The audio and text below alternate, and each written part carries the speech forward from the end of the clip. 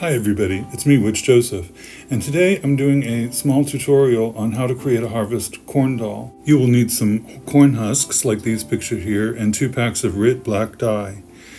Start by filling a pot. I keep this pot, I found it at the thrift store. Fill a pot with some water, enough to submerge the corn husks, and add salt. And then once the water is hot, mix in the dye packets like this. As I mentioned, I found this pot that I use for dyeing different craft items and things. I found this pot at the thrift store, and I keep it separate from pots that I use for cooking. Once you have it all mixed like this, you'll want to go ahead and bring the mixture to a boil, and then reduce the heat and add the corn husks, and make sure that they're all submerged. They'll float to the top, and you will have to turn them over periodically. And then I let them simmer for at least 40 minutes. And periodically I will go in with my tongs and turn the husks over so that they get dyed evenly. Once the husks are finished dyeing, I rinse them off in the sink, and then I carefully place them on paper towels. And then I place these outside on a hot day in the sun to dry thoroughly. And then once they're dry, you can begin assembling the doll. I've placed a guide here if you want to stop the video and look at this, to have a pictorial representation of how we do it with the corn husks, how we shape them into a doll. And this is time-lapse video showing me putting together the doll. I actually got the corn husks from the grocery store, and these were culinary corn husks that are used in making enchiladas and in South American cooking. And one of those basic packs was enough to make 2 dolls. But here it is, me putting it together and tying them. I used black hemp to tie them together, and you should end up with something like this. And it is true that most of the corn dolls that are made are not dyed like this is. I dyed them black because I thought it would be very good for the harvest festivals to place on the altar. To make sure that the dolls stand up, I got these 2 cones. They're floral foam cones. And I did have to cut it to adjust to the doll. I used a serrated knife to cut it to make it the right size.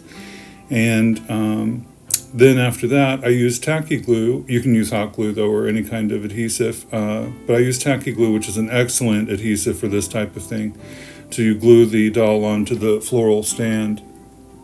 And I set them up like this and to let them dry. I had decided to make dresses for them too, with a harvest rune sewn onto the front of the dress. So I made these rectangles that were twice the size of the doll, folded them in half, and I cut along one side of it, as you can see in the picture. And then I steamed down the edges and sewed those together. And this is going to form the base for the dress. Next, I stitched on some beads in the form of Jera, which is one of the harvest runes from the Futhark alphabet. But you can easily put on any symbol that you want to for the doll. I just thought this one would be appropriate for the harvest festivals. We use a similar form of doll in our in-bulk ceremonies that we do, and for spring ceremonies as well. Next, I did a whip stitch up the back of the dress while it's on the doll to adhere it to the doll, and then I did the sides as well so that it formed a kind of garment for the doll. And you can see here that the rune is pictured in the front. I decided to add a belt of ribbon around the middle of the doll to hold the dress, to give it more form, really. It's the only reason I did that. And then I took pieces of the corn husk that were left over, and I cut them, as you can see on the screen, I cut them into these shapes to form the hair. I dampened them and then pat them dry, and then I used hot glue to adhere the hair into place. You can use black yarn or any colored yarn or other things too, or you don't even have to put hair on it if you don't want to. I just thought it would be fun.